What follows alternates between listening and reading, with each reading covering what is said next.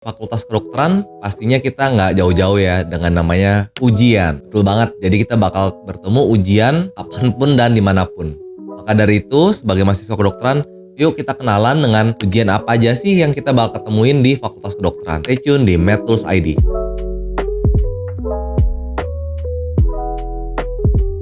Oke brosis, untuk brosis yang sekarang masuk ke Fakultas Kedokteran, sekarang bisa juga semester 1 ataupun teman-teman yang lagi mau masuk nih Fakultas Kedokteran. Kita perlu banget kenalan dengan ujian-ujian apa aja nih yang bakal sering kita ketemu di Fakultas Kedokteran. Kurang lebih kita di kedokteran itu kan sistemnya blok ya. Jadi dalam satu blok itu kurang lebih bisa 5 minggu sampai 10 minggu. Nah, dalam 5-10 minggu itu biasanya kita bakal rutin tuh lakukan ujian. Di sini kita bakal ngebahas terkait 4 ujian utama yang bakal teman-teman ketemuin di Fakultas Kedokteran. Apa aja sih ujiannya?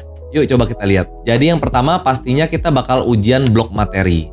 Jadi ujian blok materi ini biasanya kita sebut CBT. Singkatannya dari Computer Based Test atau tes yang berbasis komputer. Mungkin kalau di zamannya saya dulu masih sempet sih kita ngerasain di semester 1 sampai 2 gitu.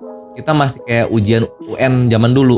Jadi kayak ada kertas terus kita bulet-buletin pakai pensil. Pernah gak cobain itu? Nah, tapi kalau misalnya sekarang biasanya yang PG pakai kertas itu, pakai pensil itu biasanya udah kita tinggalin. Jadi kita di kedokteran biasanya udah pakai komputer jadi CBT. Nah, di CBT itu semua soalnya memang pilihan ganda atau PG. Nanti ujian ini biasanya 2 kali brosis. Jadi bisa ujian di pertengahan blok, bisa juga di ujian di akhir blok. Jadi sekitar 2-3 minggu sekali kita bakal ketemu tuh namanya ujian CBT ini. Biasanya kalau dulu ya di Fakultas Kedokteran saya itu disebutnya integrasi. Jadi ada integrasi 1, integrasi 2. Jadi kayak ujian mid blok sama akhir blok. Kalau misalnya ujian mid bloknya atau integrasi 1, rata-rata PG-nya tuh 50 soal. Tapi nanti pas di ujian di akhir blok tuh ujiannya bakal ada 100 soal PG. Nah, memang ujian CBT ini bakal salah satu jadi ujian yang membuat kita deg-degan karena rata-rata di CBT ini bobotnya paling tinggi dibandingkan ujian-ujian yang lain.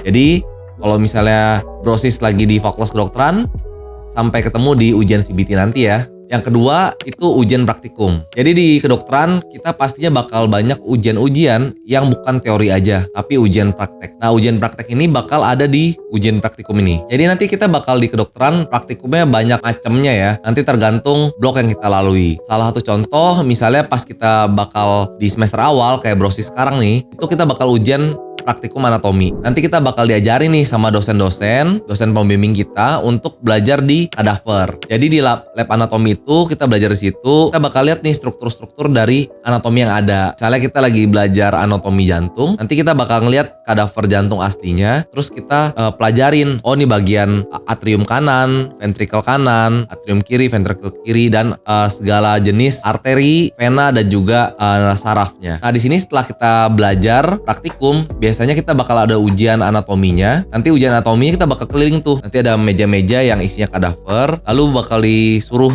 jawab yang anak panah ini dia anatomi apa gitu atau struktur apa. Selain anatomi, kita bakal banyak nih belajar praktikum lainnya. Salah satunya praktikum histologi. Jadi kita bakal lihat di di mikroskop. Untuk mikroskop selain histologi kita juga bakal belajar parasitologi, PA, patologi anatomi, dan salah satu kita praktikum suntik juga misalnya di praktikum patologi klinis. Jadi kita bakal banyak nih ujian-ujian praktikum sesuai dengan blok yang kita jalani. Nah, biasanya kalau misalnya ujian praktikum ini dia bobotnya tidak sebesar ujian CBT tadi. Jadi biasanya dia ada bobotnya juga, mungkin porsinya bisa 10-30%. Kita ujian nanti bakal diakumulasi deh di nilai akhir.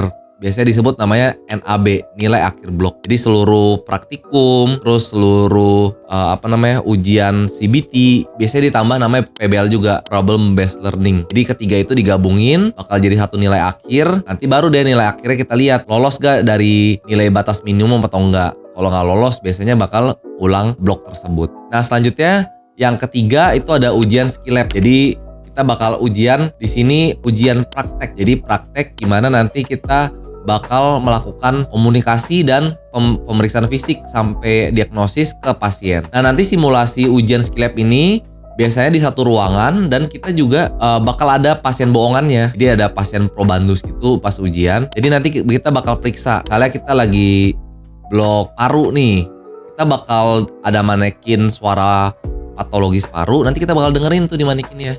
Jadi bener-bener simulasi nanti brosis saat menjadi dokter seperti apa. Sama nanti bakal ikutin tiap bloknya. Kalau misalnya tentang jantung ya bakal blok tentang jantung. Kalau misalnya tentang blok kulit, kita bakal praktikum terkait kulit. Misalnya liatin pasien-pasien herpes zoster atau pasien morbus Hansen seperti itu. Jadi kita bakal ngeliatin case-case yang ada di masyarakat. Biasanya nanti skill lab itu diagnosis yang diangkat itu nggak bakal jauh-jauh dari diagnosis SKDI 4A. Jadi penyakit-penyakit yang kita harus tanganin sampai tuntas. Nanti pas ujian ya kita bakal sapa pasiennya dulu, anamnesis, pemeriksaan fisik, terus juga kita rekomendasi pemeriksaan penunjang, diagnosis sampai treatment. Nah di situ bakal ada satu dosen penguji yang bakal ngeliat kita apakah attitude kita sudah baik, komunikasinya, dan juga tentunya diagnosis tepat dan treatmentnya juga tepat. Jadi yang kedua tadi ujian skill lab. Nah biasanya nanti ujian skill lab ini yang bakal deg-degan nih kita lulus atau enggak. Biasanya skill lab ini bakal terpisah nilainya sama nilai NAB atau nilai akhir blok tadi. Jadi kalau misalnya kita skill lab yang nggak lulus, otomatis kita bakal ngulang ujian atau terus skill lab itu. Jadi kita bukan ngulang blok yang lagi, jadi hanya skill labnya aja. Nanti seluruh ujian skill lab ini bakal terkumpul jadi satu. Jadi di saat kita preklinik kita bakal ada 2 kali ujian ya, OSCE pertengahan sama OSCE akhir selama preklinik ya, selama 7 semester. Jadi kita bakal ada ujian OSCE. Jadi OSCE itu Objective Structure Clinical Examination. Jadi kayak kumpulan ujian skill lab tapi di satu runutan. Biasanya bakal ada 13 stase dengan 2-3 stase istirahat. Nah sisanya kita bakal ujian seperti ujian skill lab tapi nanti urutan. Ujian skill lab A, terus kita keluar ruangan, masuk ruangan lagi, ujian lagi, keluar ruangan, masuk lagi, dan seterusnya. Jadi OSCE itu nanti bakal merupakan ujian gabungan dari skill lab yang kita udah pelajarin.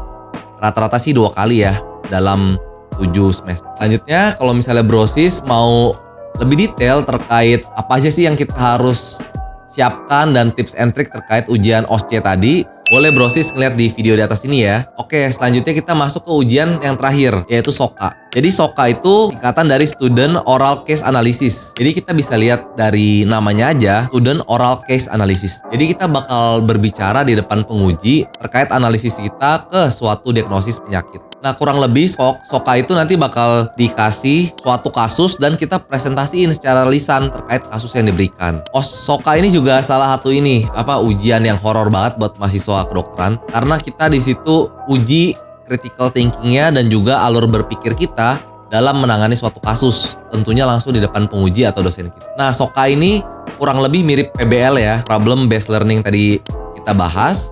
Dimana kalau PBL kan kita dikasih misalnya blok jantung nih, kita bakal dikasih kasus-kasus jantung, lalu kita bahas si kasus jantung tersebut kan, dianalisis gitu. Terus kita presentasiin biasanya pakai PowerPoint. Mirip dengan hal tersebut, SOCA juga bakal kita analisis dalam salah satu kasus gitu. Di SOCA itu kayak kumpulan juga gitu, kayak mirip-mirip OSCE, tapi dia presentasi. Dia biasanya 2 kali ujian juga, di pertengahan sampai di akhir. Di yang SOCA ini, dia itu misalnya kita udah lewatin blok apa nih?